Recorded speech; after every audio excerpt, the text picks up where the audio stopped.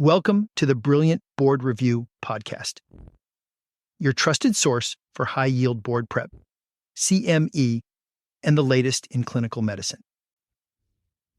Well, this is an example of why randomized controlled trials are done. Now, fever prevention in a patient with acute vascular brain injury.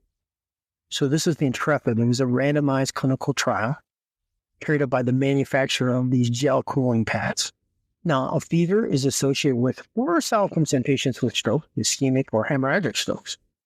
This is a well-known thing, so it would make sense to avoid fever. So the manufacturer who manufactures these gel pads, you put them outside the body and helps control. They did this, and when temperatures were reaching 37, they cooled the patient down.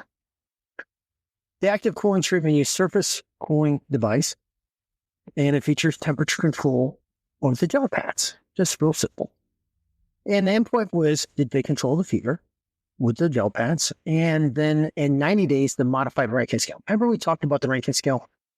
The Rankin scale is the modified Rankin measures the degree of debility or disability of someone who's had, or dependence, so we say disability or dependence on someone after they've had a stroke. And 0 means they're fully independent, and 6 means they're dead.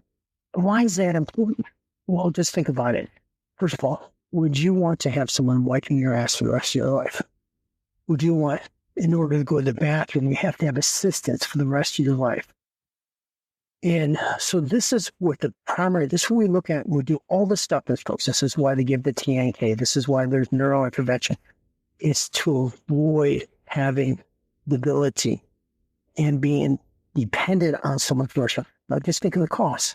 Think of the cost of everybody who has a stroke and have to have somebody turn in every 2 hours for the rest of their life if they have extreme debility. So that's why we do all the things we do. To avoid debility, to avoid dependence.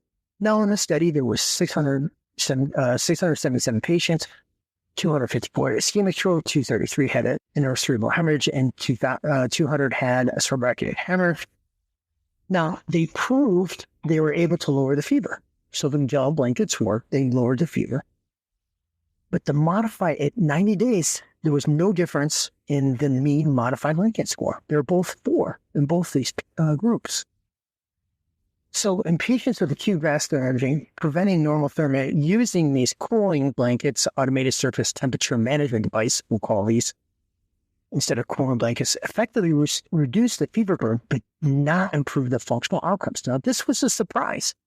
And you can listen to the lectures on the people who were involved in this study, and they were very surprised too, is that the fever was reduced, but they did not get the outcome they expected. So there needs to be further investigation on this. Maybe there's subgroups that need to be worked on. But right now, it still goes for the fact that controlling fever in patients with a stroke. And we'll have more details and more things will come out later in time. Thanks for listening. Visit brilliantcourses.com to learn more and claim credits for this educational activity. See you next time.